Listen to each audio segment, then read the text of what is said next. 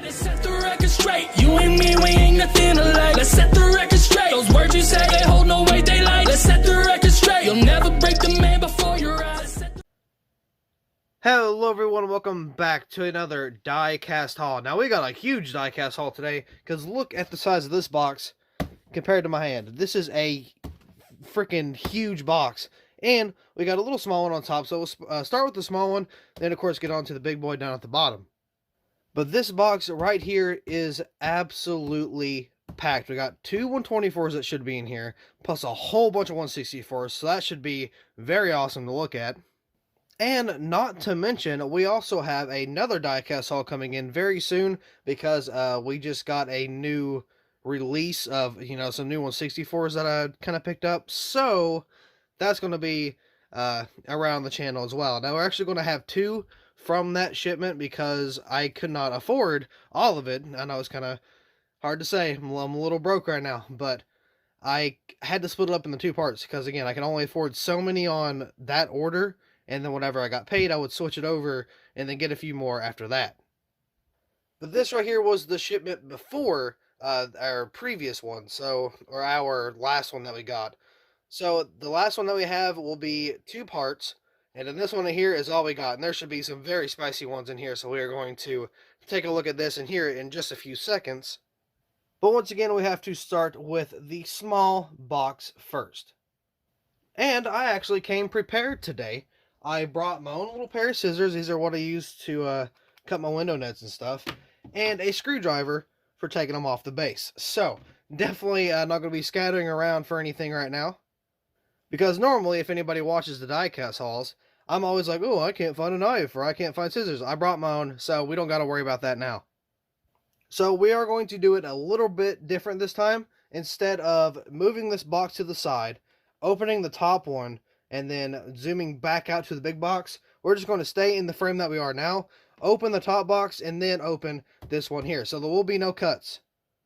This will be just solely raw footage, unless I mess up or something, say I stutter over my words. Even then I might leave it in because I'm kind of lazy, but either way, let's go ahead and get this started. So again, we're going to start with the little box here. This was, I believe, from eBay. I think it was also from K-State too. It was just another one that was not available at the time, because they were sold out. I am going to open it off camera, or off frame, out of frame, just because it's a little small box, and it's not really important to open it. So, let's get it open here. So much better having good scissors instead of just finding all kinds of junky ones. Let's see. Still struggling a little bit, because these scissors are not the best pair, but they work. That's all I'm really caring about. Boom. So, we're going to open it like normal. So we got the box. Actually, let's put it down here. Got the box right here. I got a piece of cardboard on top of it. Interesting. There's my little whatchamacallit, the invoice? No. I don't know. It's called something. My purchase, basically.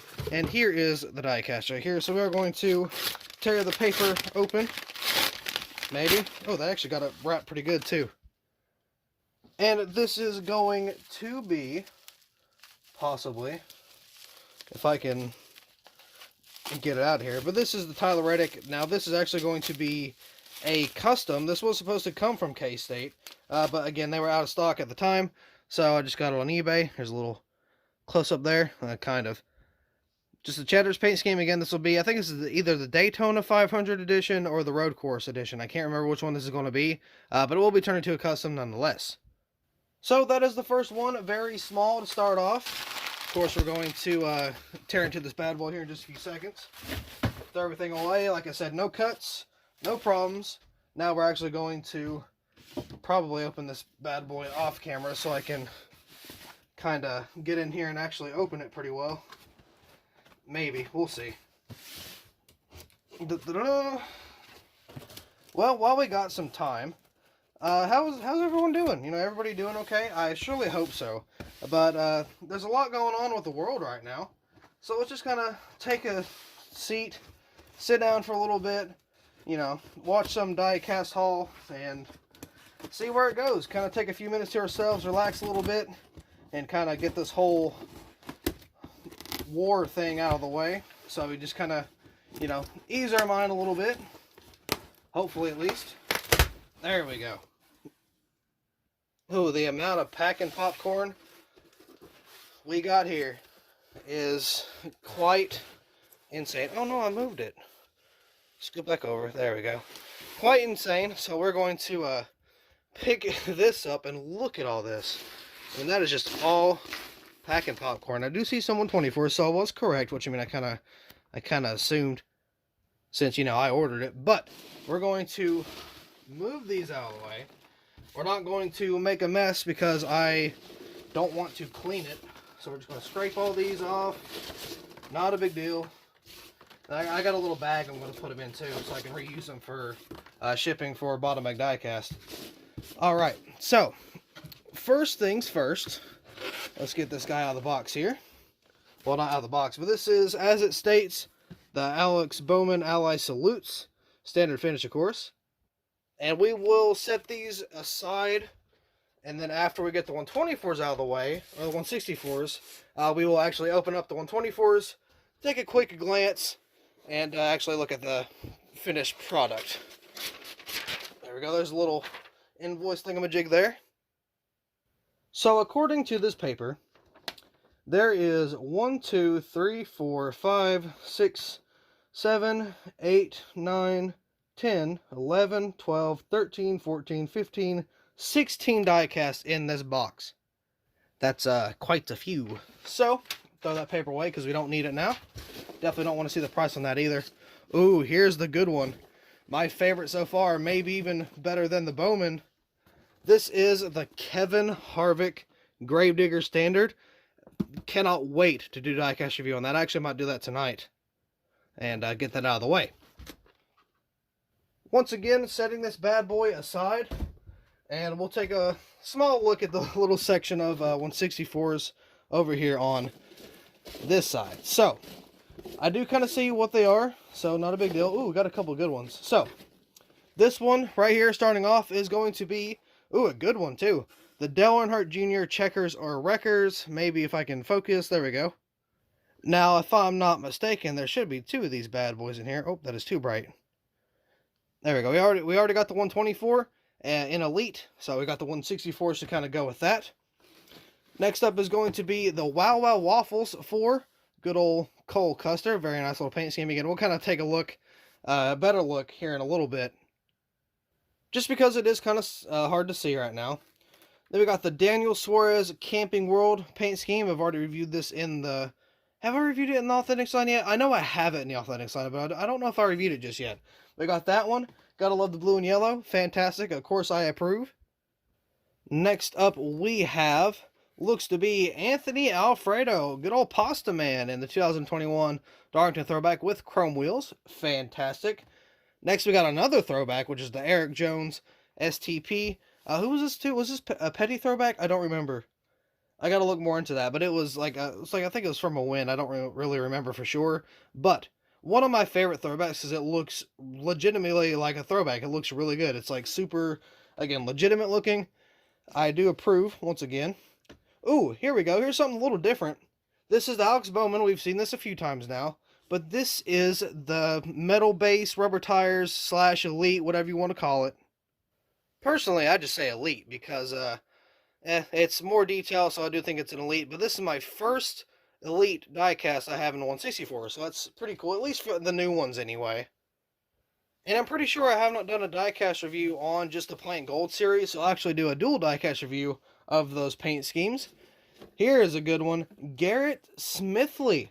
Very cool RWR Rickwire Racing, of course, diecast here. So we got the pink, the green. Again, it's hard to tell, but you'll be able to see it once we do a little bit of a recap. This right now is just kind of getting a few things out of the way. Now we're at the bottom row, which is the very last row. And once again, we do have the Dale Earnhardt Jr. Checkers or Wreckers. Now, the reason we got two of these bad boys is, if you could have guessed, me being me, I'm going to make, like I did with the Phoenix win for Cindric last year, I am going to make a updated version, quote, update. And I don't know if I'll sell that one. Actually, I might keep that to myself. But I'm actually going to do some more details, have the window net down, all that good stuff. Also known as doing it the right way. Next up we have, let's see here, This is, oh my goodness, my favorite, absolute favorite Kevin Harvick paint scheme. Producing a 164 because the Gravedigger kind of tops it. But you guys know anything about me if you do. I absolutely love gold, and this is the most golden paint scheme ever. Like, this thing is fantastic. The four is kind of off, but I don't know, it is what it is. But either way, dude, awesome paint scheme. Good looking race car. I almost got it in 124, but I'm like, probably shouldn't. That was just super, super nice. So, moving on, we have a truck. This is from Hailie Deegan in the number 1 Built Ford Tough. Was this? Yeah, F-150. I almost said Tundra. That's not a thing. So we got that one there. Again, we'll take a closer look here in just a little bit. We have another Dale Earnhardt Jr. diecast, but this is not the Checkers Records. This is the iRacing paint scheme. Now, I did get this in the Authentics line, but I did not review it because, of course, I was getting it in the Gold Series, so I had the Authentics line just kind of hang up on the wall and to review the actual Gold Series itself. Now we are almost done. We only got 3 more left, so let's go ahead and take a look about what we got in here. We have, who is this? Bailey Curry, I believe, and the number 74 Mike Harmon Racing diecast, so that's pretty awesome. We got the 74 paint scheme right there. What is this for? Honor and Respect, I believe. Running for Heroes. That's the actual name of this paint scheme. Very cool car. We got another little patriotic one right here, which is, who is this? Ross Chastain. Yeah, and the number 45 Circle B diecast. Kind of like a salute thing. You see, we'll get a little more detail there. Something on the box, too. You can see a soldier on there and stuff. So we will, again, get into a little bit more detail, especially with the diecast review. And last, but certainly not least, this is the Hailie Deegan Tater Tot, something like that. This is the, what was that? David Gilliland Racing. Forgot he had a team, actually. But this is the 2021 F-150. So we got the Ford, Built Ford Tough, and then the Toter one there. So that is all, I believe, for this box, except for a whole bunch of packing popcorn. Now, I'm not going to lie. I did lie. Instead of doing no cuts, we're just going to get this bad boy out of the way and cut to the 124s. Alrighty, here we are. So we're going to take a look at this one first. And of course, this is the Bowman Ally Salutes. Only reason I got this paint scheme was because I was at the Coke 600 when this happened, or when the race took place, I guess. So I will also be getting the Larson win from that race. It's actually about to release, I'm pretty sure. So that's going to be awesome. I already got the Keystone Light car from Brad. So, and the only reason I got Brad was because Brad's my second favorite driver. So, got my primary driver, second favorite driver, and of course the winner. So I'm good with that. Good old Kyle Larson winning the race. I'm fine. So we are going to take this bad boy out of the box. Just a little bit, if I can. There we go. This comes with, let's see, just a return form in the Lino garage. Nothing crazy, nothing special. I'll throw that over there. Here is the actual paint scheme. Incredibly nice paint scheme, actually. Look at that. Very, very awesome. Yeah, definitely going to do a diecast review on this very soon. And not only that, I'm actually going to get the 120 or the 164 too. This is ARC, it's not Elite. So, you know, obviously as you can tell by the box. But there's that one. Nothing wild yet. Here's the good stuff right here. So we are going to take a look at this. I've been waiting for this for so long. I've almost came close to just making it myself just to have it until the paint scheme actually came along. So I'm glad I didn't do that, because it would have been pretty pointless, to say the least. So let's get this bad boy out of here. Again, freaking awesome paint scheme. I have been a fan of Monster Jam ever since I was little. I had wallets, I had like little license plates, posters, all kinds of stuff, man. Pretty cool to have this. So same thing with the Bowman, just comes with a return form and of course the Lino garage. So let's actually get a closer look, because I do want to kind of zoom in a little bit. Bowman, get out of here. I don't care about you right now. Look at this. Look how good, look how smooth, look how, wow, fantastic it looks. Which is such a great paint scheme. I was going to get the Elite, but $100 for this, no thank you, I will pass. And I might have a little bit of a life hack too. I have a scrap COT, and I was, using some parts on it to repair. And I do have the rear hinges for the deck lid. I don't know if they will fit, but it is definitely worth a shot. So I might make a few modifications, but what is, oh no, is that? No, you're lying. Oh, that sucks. Dang. Okay. Nothing Sharpie can't really fix, but look at this. Right off the bat, you can see a little, that right there, whatever that is, that's not very good on the hood there. So, yikes. Oh well, it is what it is. We're going to have to fix that, I guess.